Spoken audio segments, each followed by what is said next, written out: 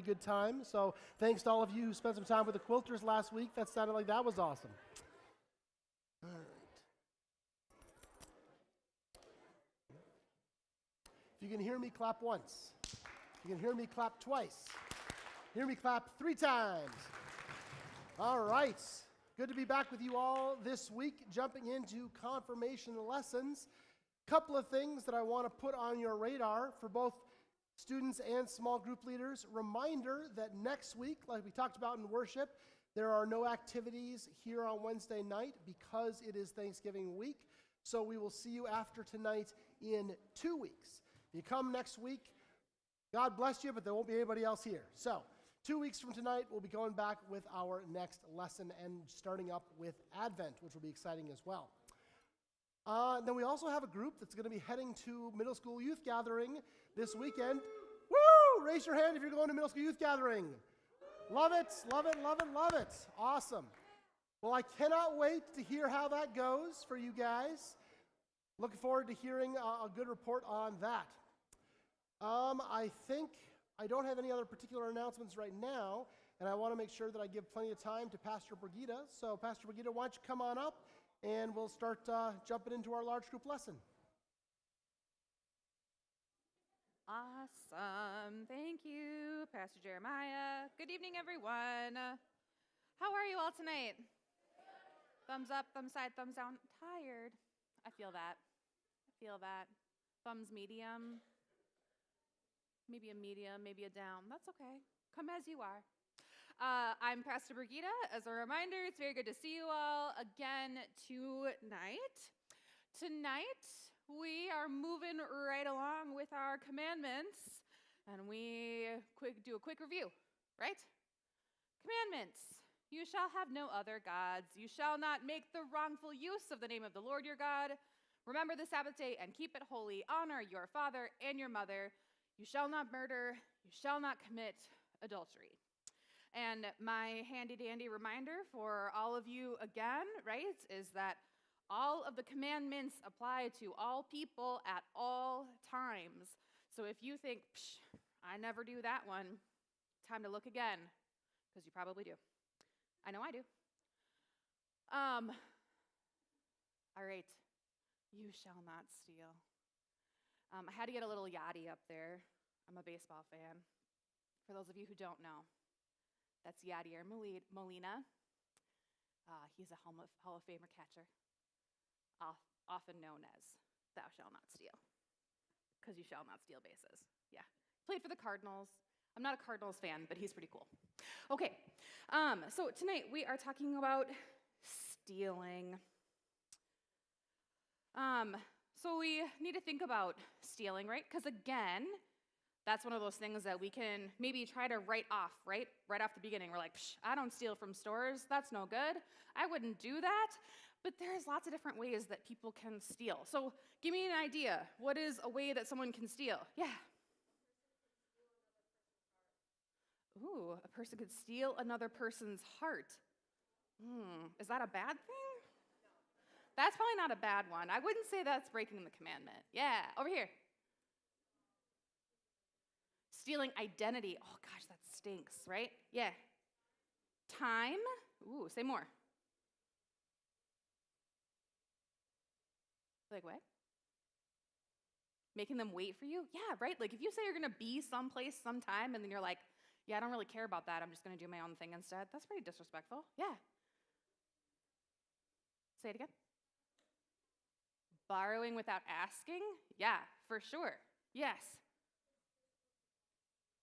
Steal someone's moccasins? Sure. Yeah, you could do that. Yeah. Steal someone's child, also known as kidnapping? No good. Yeah.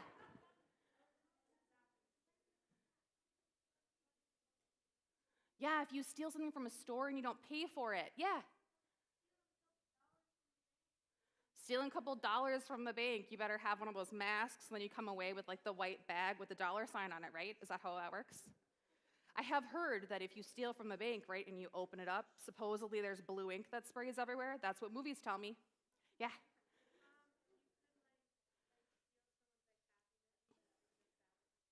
Sure, you could steal someone's happiness by making them sad. Yeah, absolutely. I'm going to get some other ideas. Yes. I got you. Shoplifting? Yeah. Could steal a car. It's very true. Okay, so let's think about some other things. What about like cheating on tests? Right? That might be one of them. Or plagiarism, right? Stealing somebody else's thoughts or work. Yeah. Okay, so all of these things, though, that we've been listing are really focusing on like money and possessions, which, I mean, I don't know. When I think about God, right, money and possessions are things in the world, but God doesn't really care that much about stuff, right? That's not what we learn about, right? We don't go to Sunday school to be like, yeah, my job in life is to get all of the stuff, right? No, like usually the lessons that we learn are about giving stuff away and sharing. So what is this thing? So in Luke, we hear Jesus tell us, take care, be on your guard against all kinds of greed, for one's life does not consist in the abundance of possessions. So Jesus is reminding us that life is not about getting stuff. It's not about collecting everything that we possibly can, right? God doesn't want us to be rich in money and things. God wants us and all of our neighbors and the whole world to thrive. And that can't happen if we're stealing from each other. Because after all, who owns everything in the whole world? It's not Jeff Bezos. It is not Elon Musk either. It turns out it's not. Jesus, yeah, it's God. God owns everything in the whole world. We own nothing. You own nothing, nothing. You own nothing, despite what you think, despite the fact that I have a deed to my house. Even though technically the bank owns it, I still don't own it. Nothing. We own nothing. God owns everything, and everything that we have in this whole world is a gift from God that is for us to take care of. Now, there's another kind of stealing that I didn't tell PJ that I was going to talk about because this is one of my soapboxes, so here I go. Uh-oh. I know, uh-oh is right. I'm on a soapbox. Here we go. Are we ready? 3, 2, 1. Consent. Yes. Consent is really important, right? Okay, so let's think about how not having consent might be a form of stealing.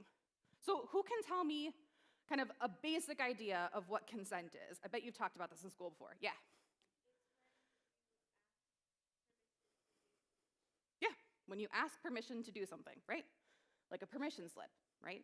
If you want to go on a field trip with school, you need a permission slip from your parent and or guardian, right? It's pretty simple, right? This handy-dandy little acronym is that consent is as easy as fries.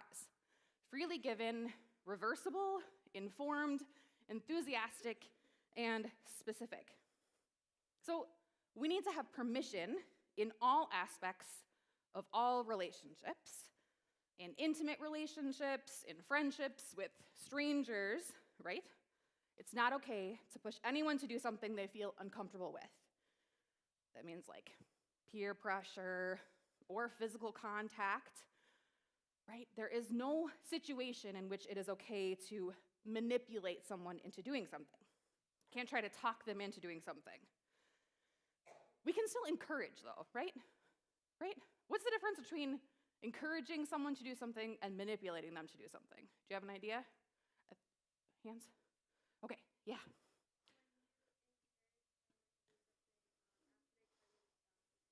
Yeah, right? Yeah.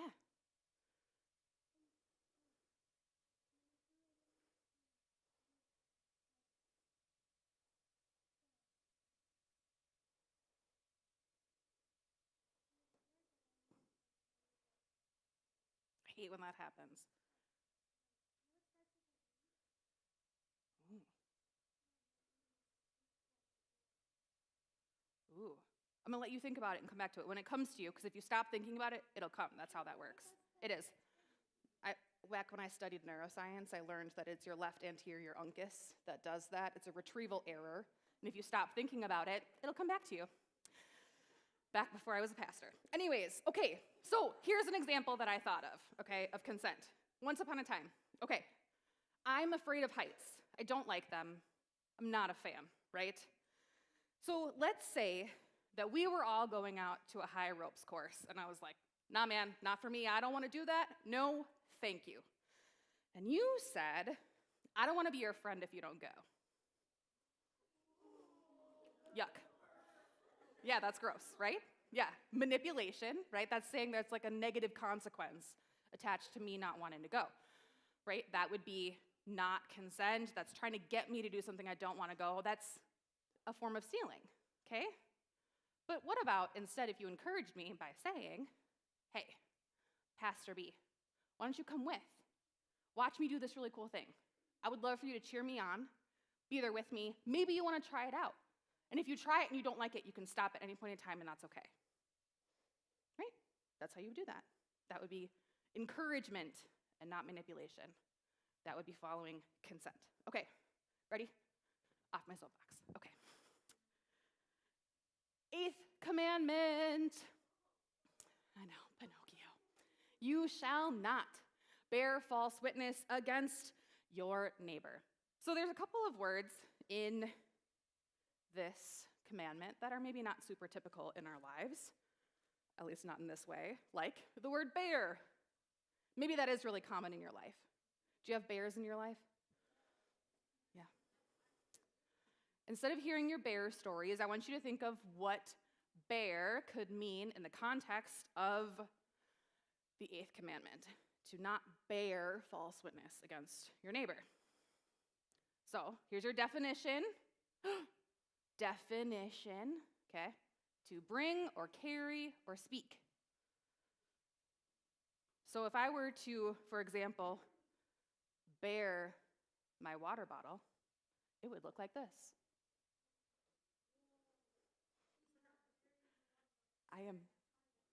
A tumbler, excuse me, I'm so sorry. Correct, that is very correct. This is a tumbler. Beautiful. So we're gonna have to think about this a little bit more. Bear, to bring or carry or speak. And there's another 2 words that are a little confusing in this commandment. False witness. Where do we normally hear about witnesses? CSI, yeah. Okay, yeah. Huh? Not telling lies? Yeah, sure. True, yes. Yes. You tell something that isn't really true. Absolutely. Here's your second definition. Telling lies or saying unkind things about others.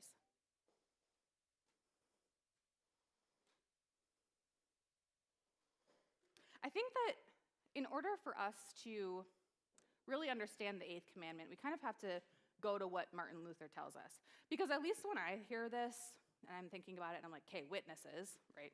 It's mostly courtrooms. Bearing false witness is like, oh, I put my hand on the Bible, I swear I'm not gonna lie, and then I do. Oh no. But again, right, all commandments apply to all people at all times. And I don't know about you, but I'm not always bearing witness in court, thank God.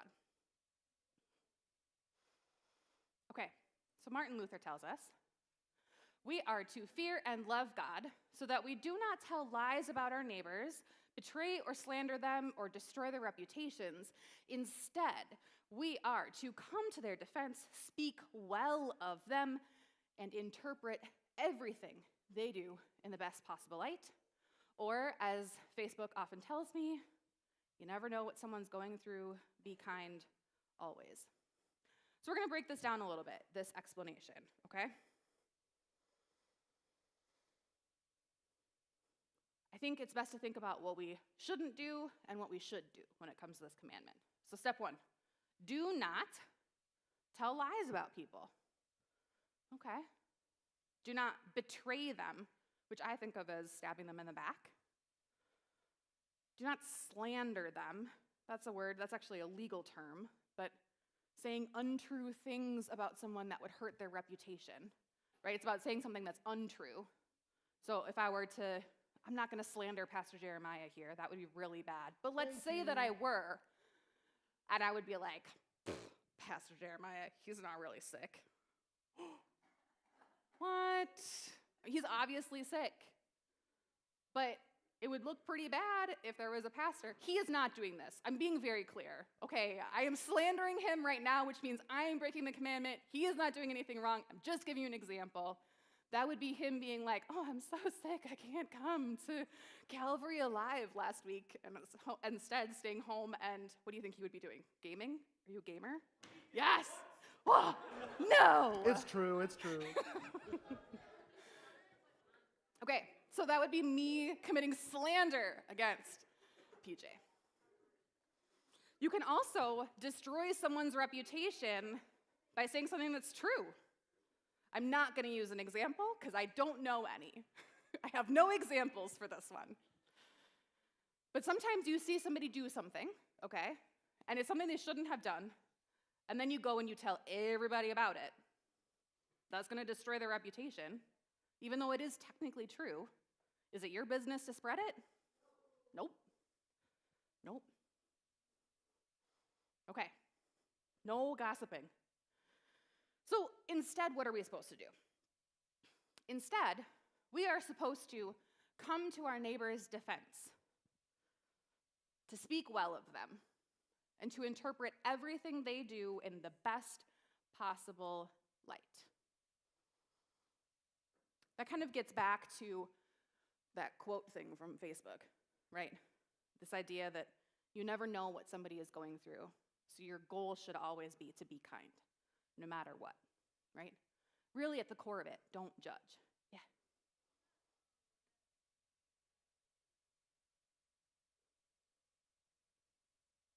What if what? Yes, okay, that's very helpful. Very good question. So this fantastic gentleman over here is saying, what if they did something that's like super illegal, like, for example, murdering 5 people? You should tell somebody, right? Yes, but who do you tell? The police. Do you tell all of their best friends first? No, right? That's not helpful. Then you're just gossiping about them. But we are held accountable for our actions. That's important. So if somebody does something that is actually wrong, go to the person that needs to be brought to, whether it's an authority figure of some kind. Maybe it means that you talk to them themselves. If they've murdered people, go to the police. Don't talk to them. It's dangerous. Not a good plan. But sometimes the best form of action when somebody has done something wrong is to call people out on it in a way that's holding them accountable, again, not judging, because maybe something's going on that you don't know about, right? And also, we all do things wrong, right? None of us is perfect. We all mess up. Do we want to be judged by the worst thing that we ever do? No. Do we want to be judged on our worst day? No, we want God's grace, right? And our job is to be God bearers to each other, to show God's grace to one another. So how do we show God's grace, even when we're holding people accountable? Is to interpret everything they do in the best possible light. What's the whole situation? Can we still show them love while we still hold them accountable? Can we still treat them like fully human beings, beloved children of God, and still hold people accountable? That's our goal. I like to think of it this way. In all things, have a lens of generosity. Be generous about how you see your neighbor, about what they're doing in the world, about how you think about them. Instead of thinking them as something small, as something that you can measure up, think of them as something that's beyond your understanding, and that your job is to understand them better, to get to know them, to spend time with them, to show up for them, to come to their defense when they need it, to treat them with kindness and with love and grace, and all of that you can still do while holding people accountable when they do things wrong. I believe in you. You can do it. It's possible. Okay. Do you have any announcements, PJ, before they go? I do not. Cool. So thank you, Pastor Brigitte. And why don't we go and have some time with our small groups? We'll see you guys in a little bit.